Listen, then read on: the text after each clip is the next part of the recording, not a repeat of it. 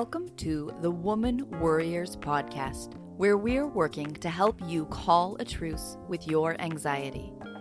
The information in this podcast is not a substitute for seeking help from a licensed mental health professional. Now, here's your host, Elizabeth Cush, LCPC.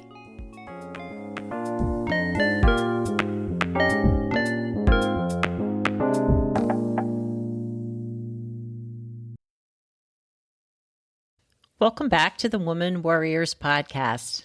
I am your host, Elizabeth Cush, and I'm a licensed clinical professional counselor in Annapolis, Maryland.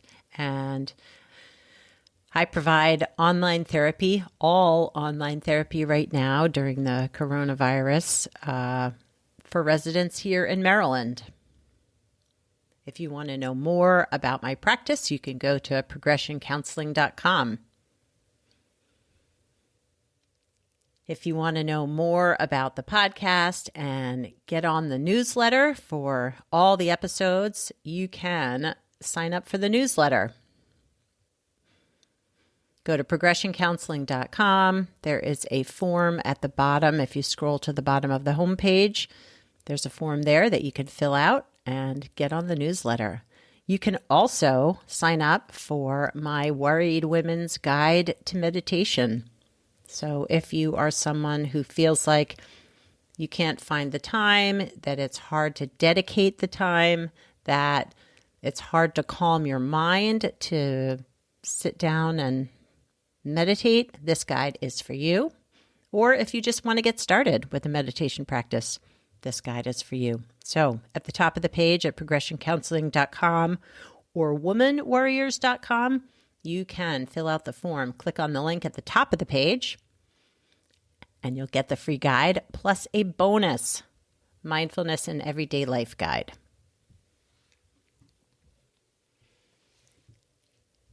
So thanks for tuning in. This week is just me, solo episode. And I just felt like it was important to check in, find out how everybody's doing, fill you in on how I'm doing. The stay-at-home orders here in Maryland are still in effect. Deaths are still increasing. Cases are still increasing. I have friends who are working on the front lines here in Annapolis and the surrounding areas, and I feel for them and their families and hope that all of you are safe wherever you are.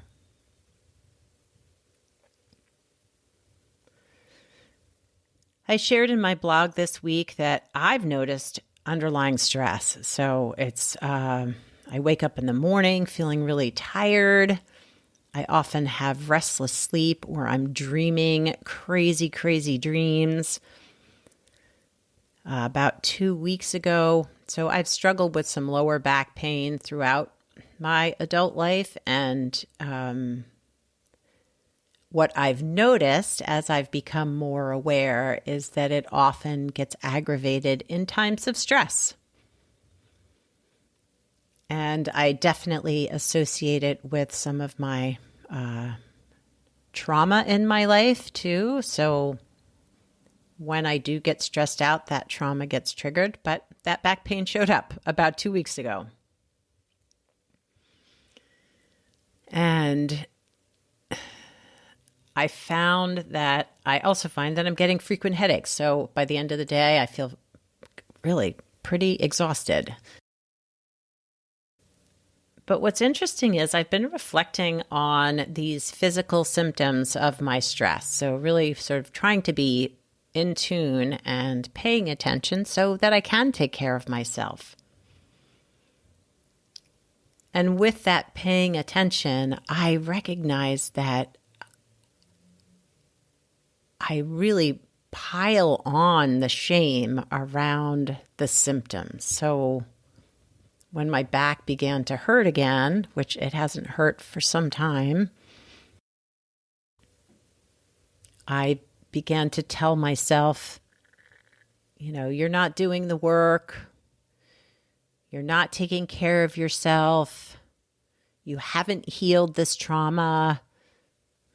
Just a ton of shame around feeling the pain and the pain showing up. And part of that shame is like, I'll never be fixed. This will always be here. And two, I shouldn't be feeling this way. I should be better. I should be on and on and on.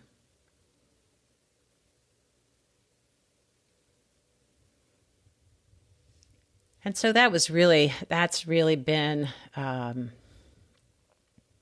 something very helpful for me to work on in therapy, actually. I have been bringing that to my sessions and working through some of that shame and where those stories originated about healing and where I should or shouldn't be. But this is just where I am. And to have more compassion for myself in these moments feels really, really important.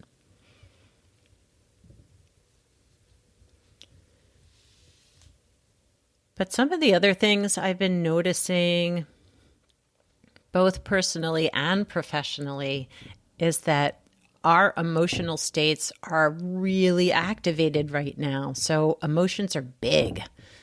I was sharing with some friends that I was reading a book about one of the characters in the book.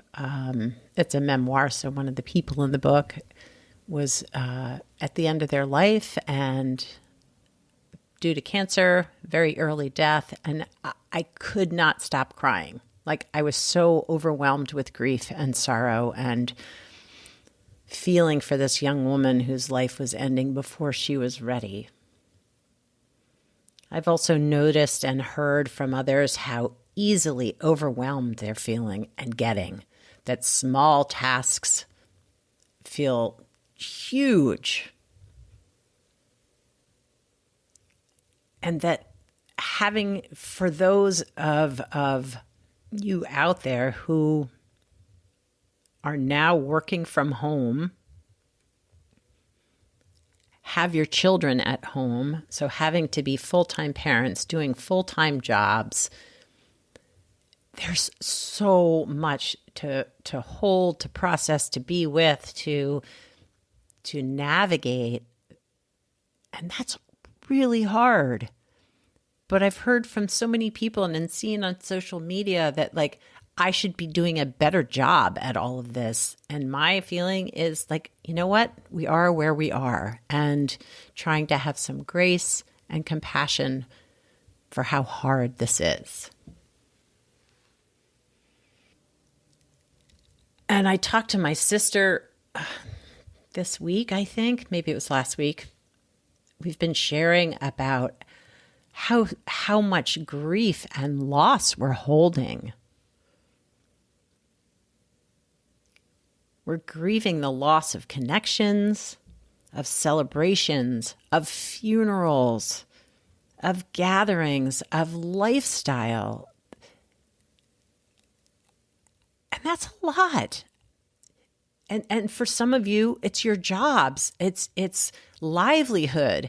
Like, there is so much to be sad about, to grieve, that we minimize, that we say, hey, it's not that big a deal. I shouldn't be sad about this thing because there's other people who are starving. But it is sad. We have lost a lot, and not having that human connection with the people that we love and care about, not having the life that we took for granted and lived, that's hard. I know for me, not seeing my children has been really hard. You know, they're all adults and living their lives and doing well and taking care of themselves, but we usually get to see each other pretty regularly, and it's just not possible right now. And I'm not sure when that will happen, and that's really hard. There are some great articles about the sense of loss and grief that we're feeling. One is through the Harvard Business Review. That discomfort you're feeling is grief, is the name of the article. And there's also another great one on CNN under the subject heading of Grief and Loss, the Coronavirus Pandemic and Wellness. Both some great, they have some great insight into why this is so hard and why we're all grieving. I have talked to some people who are doing fine. They are and actually feeling as if this is a time of slowdown for them, or this is the life they wish they had been leading. Besides the fact that there's a virus, obviously that's horrible, and they are recognizing that too. But the quieter, slower life doesn't feel bad for them.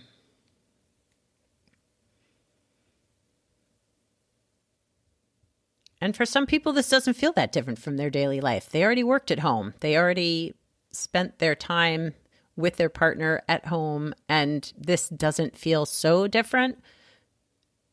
And there's people out there that are finding ways to be more productive and creative in their daily life because they have more space. So wherever you are in this process is okay. If you're struggling, that's okay. If it's hard, that's okay. If you're loving it, that's okay. We are where we are. And I think it's really important to be practicing compassion for ourselves in this moment and in this time of crisis. So becoming aware of your critical shaming parts, working on giving yourself the kindness that you would offer to others without thinking, embracing all your feelings, the feelings you might label good or bad, embrace them all. We're feeling what we're feeling, and your feelings don't make you a bad person.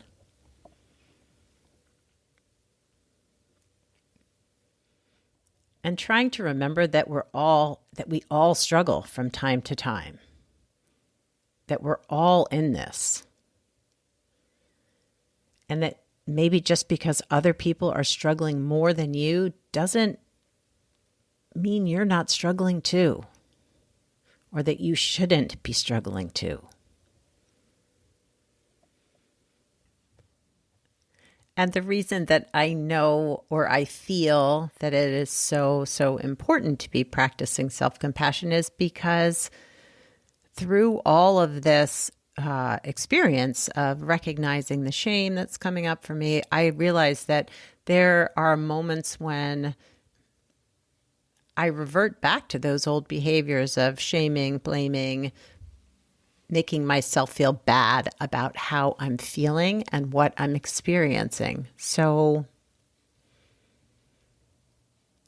I know it's important for me to practice, and I'm going to be sharing the rain meditation in a bit, but I just wanted to share my experience of what that rain meditation has meant for me.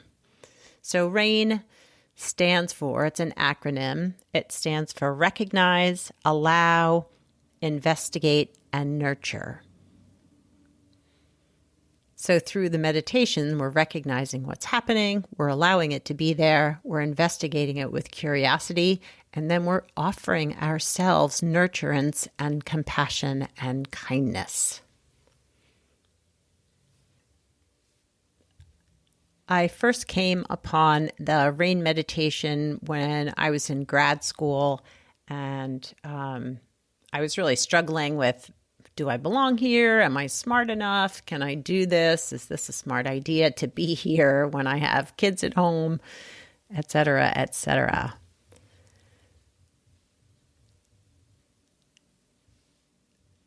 But Tara Brach, she is a meditation teacher as well as a psychotherapist in the Washington, D.C. area. And I came upon her website and her books and her meditations, one of which is she has adapted this RAIN meditation, which we will do shortly.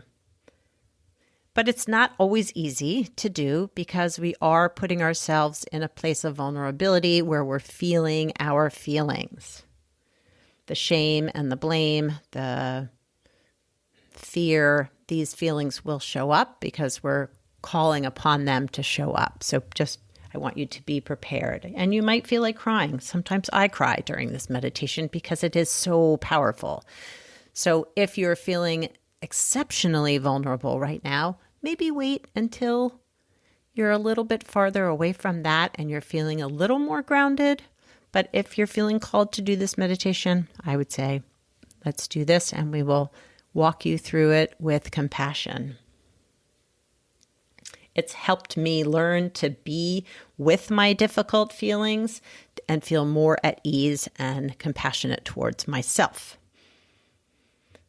I've learned that I can be kind and accept kindness from myself, that I can comfort me, and that helps me feel more connected to me.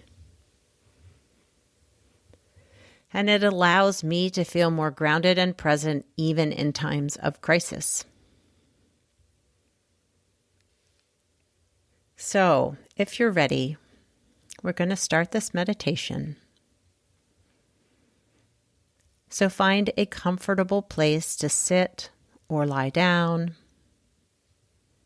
maybe in a chair or a cushion or on a blanket on the floor.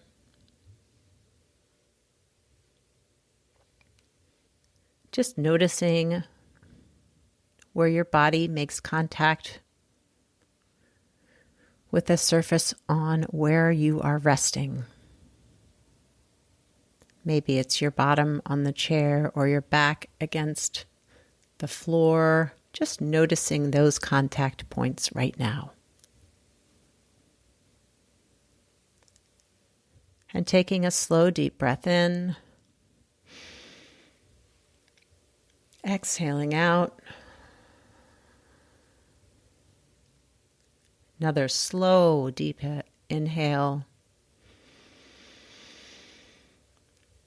Exhaling out, emptying your lungs and your chest and your belly.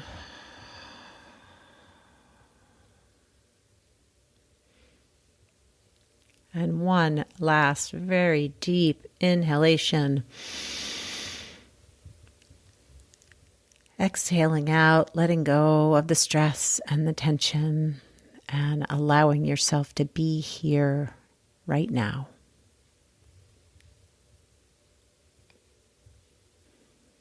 So I want you to bring to mind something that you're struggling with. Maybe it's some behaviors or your inner critical voice, or a difficult situation you've been in, difficult thoughts or feelings. Just noticing,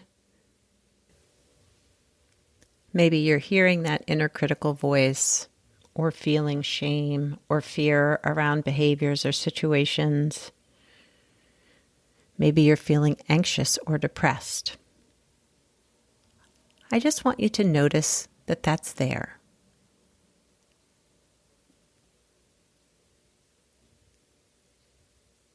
Without creating a story around it or trying to rationalize or judge where you are in this moment.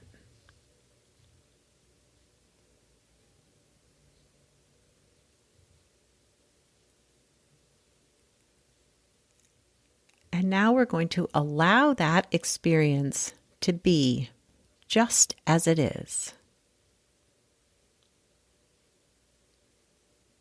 We're not going to try to fix it. Trying not to judge yourself for wherever you are. And maybe just noticing with a word or two, like, yes, this is here. Or it's okay. Or here it is. Just acknowledge and accept whatever it is that you're feeling or noticing. And now we're going to investigate the feelings with interest and kindness. Maybe you can ask yourself some or all of these questions to explore what's coming up for you. What's calling my attention right now?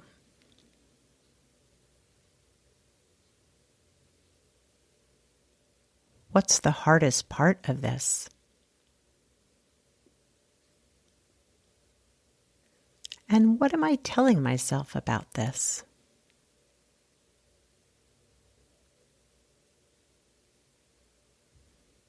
Am I feeling fear or judgment, anger, shame, sorrow, or loss?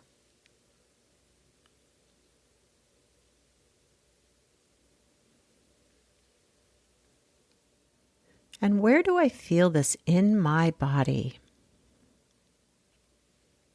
Noticing where that feeling is, maybe placing a hand on the part of your body where you feel that feeling most intensely.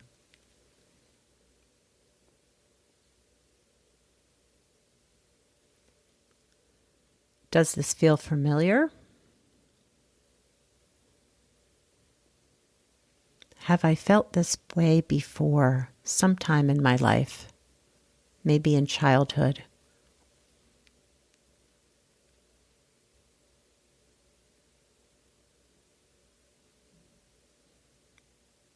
If I could express these most vulnerable feelings in words or pictures, what would they be?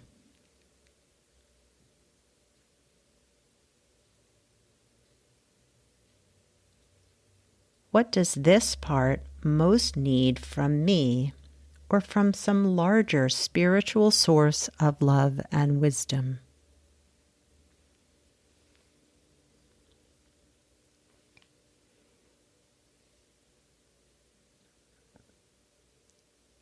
Can I tune back into my body as I continue to get curious about this?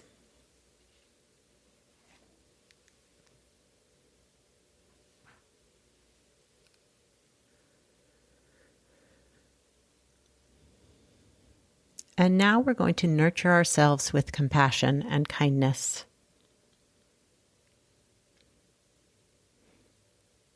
Can I be with this struggle right now with compassion? Are there kind words that I need right now? Or a kind gesture?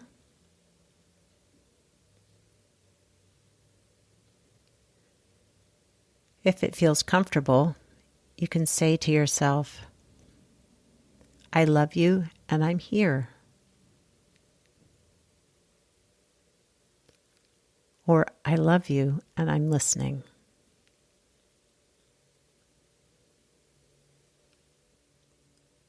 Placing a hand on your heart or your cheek or another part of your body that feels comforting. Just offering yourself that touch of compassion and kindness.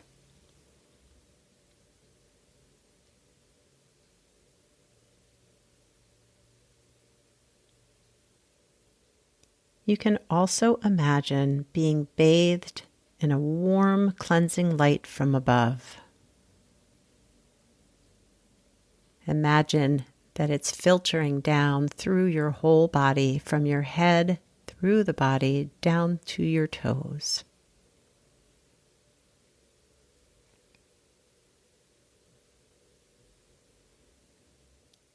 If there are difficult feelings, if this feels too hard to offer yourself this compassion, you can imagine that it's someone you love, a good friend, a partner, a parent, a pet, or a spiritual guide offering you the compassionate words and gestures you need in this moment. And remember, no matter what's coming up for you right now, try to be with it with a sense of curiosity and kindness and without judgment.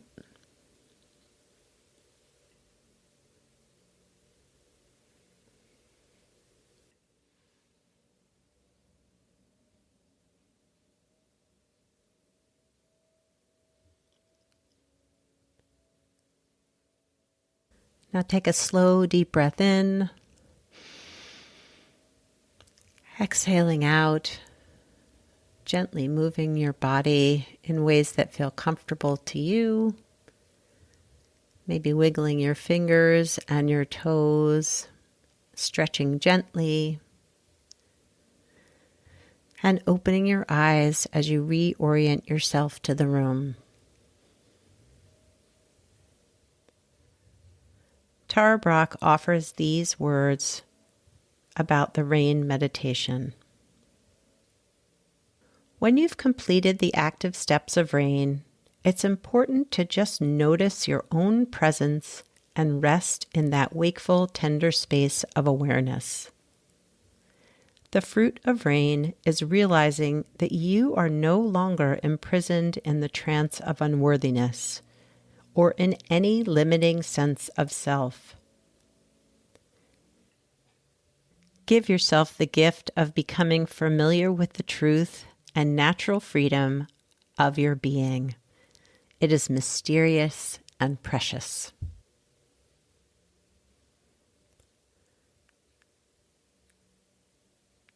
Well, I hope you found that meditation helpful. Again, it's one of my favorites. You can Google rain meditations. There's lots of them out there in the interweb, out there online, through multiple apps probably as well.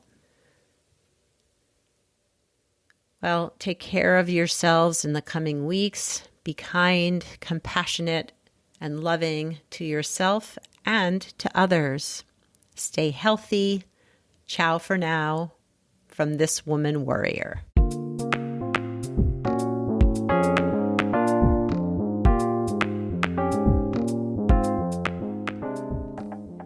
Thanks for listening and subscribing to the Woman Worriers podcast.